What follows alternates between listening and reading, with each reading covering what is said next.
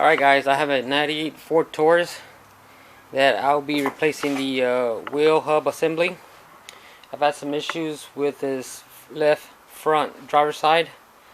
It's been making somewhat of a grinding noise, and I know it's not the caliper because I just had that replaced not too long ago.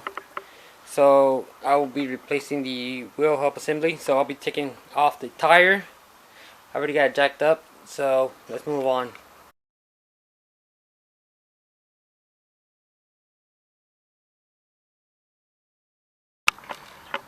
Okay, once you have the tire removed, we're going to start with removing the brake caliper. There's two bolts, one here, one down there, and we're going to be using the size 14 on it.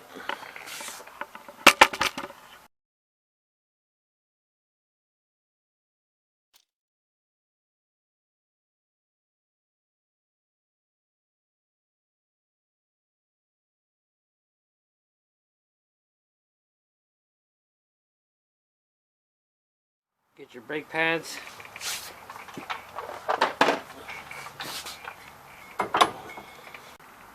The brake bracket, that one's going to be size 15.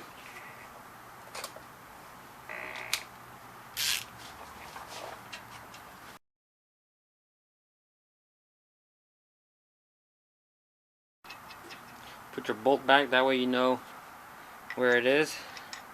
You don't lose it. Set it aside. Get your rotor off.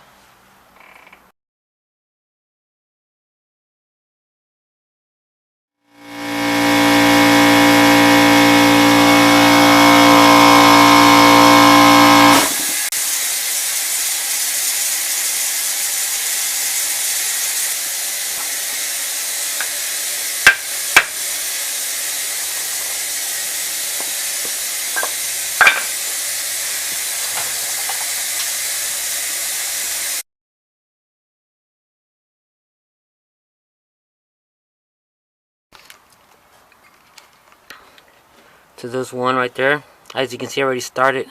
You're gonna use a size 15 metric on that one, and the other one is right above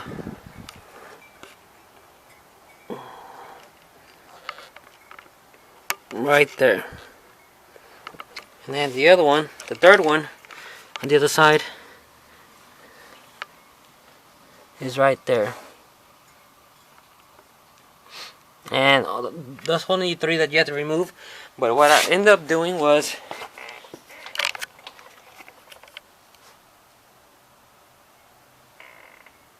focus.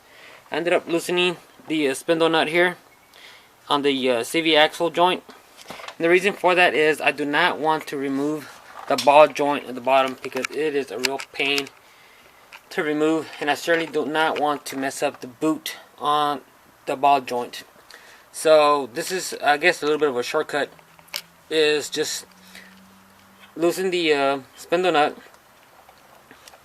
get a piece of wood to help support it. You don't want to damage the actual spindle nut on it, and just hammer it, and the axle will go back in place, and that will give you enough clearance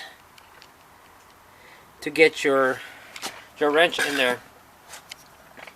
I could not use the a socket, so I'm using one of these right here.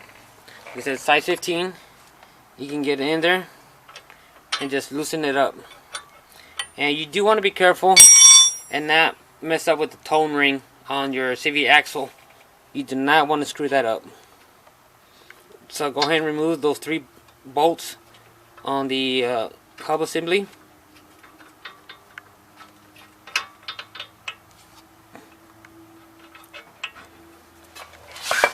Here's one.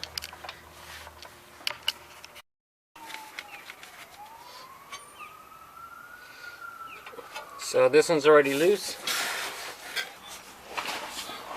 Okay, to remove the one on the right side, what I ended up doing was I turned the front wheels to the right so I can gain a little bit better access to the bolt on the bottom right.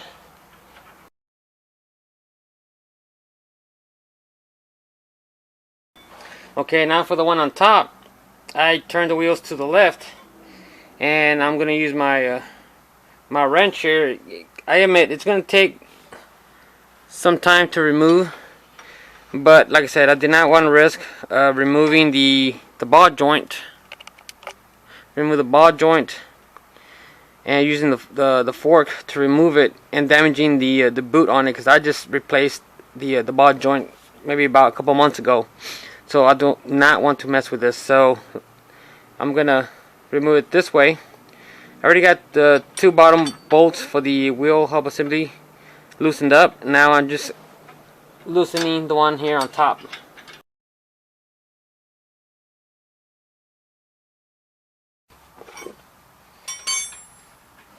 Okay, finally have the bolt loosened up.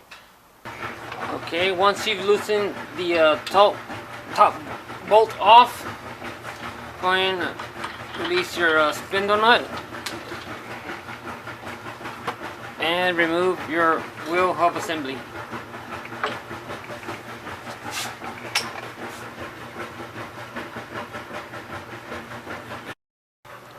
Here's the old one on the left and the new one on the right. So the next thing I'm going to do is just clean this up a little bit, get some of that gunk off. Alright, I've went ahead and cleaned up around the hub area. I used a wire brush and cleaned that up. It was pretty bad, and the outside too. I got what I could. So get ready to install the new hub.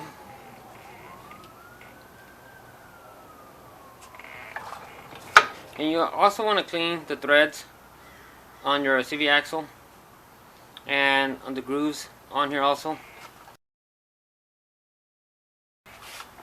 Go ahead and put your spindle nut just to keep it in place.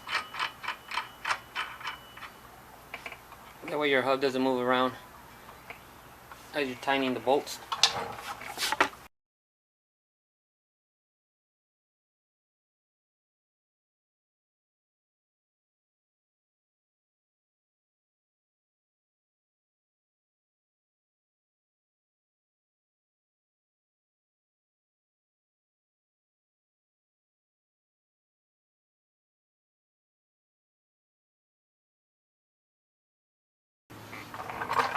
Okay, once you've tightened your 3 bolts in the wheel assembly,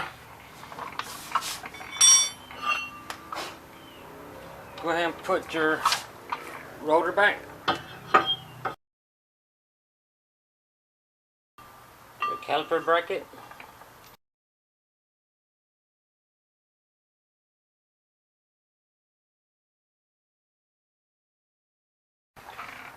okay, go ahead and tighten your bracket. After your brackets on there, put your brake pads. One thing I was forgetting to do is with your brake pad, you're gonna have to compress the piston back on there, or else you won't be able to put it back in. So what I use this C-clamp, and I manually compress it.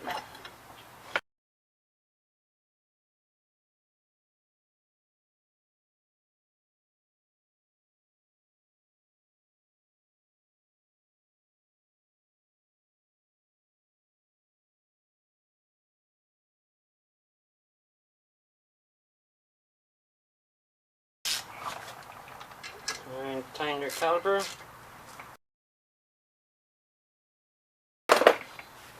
And then tighten your spindle nut.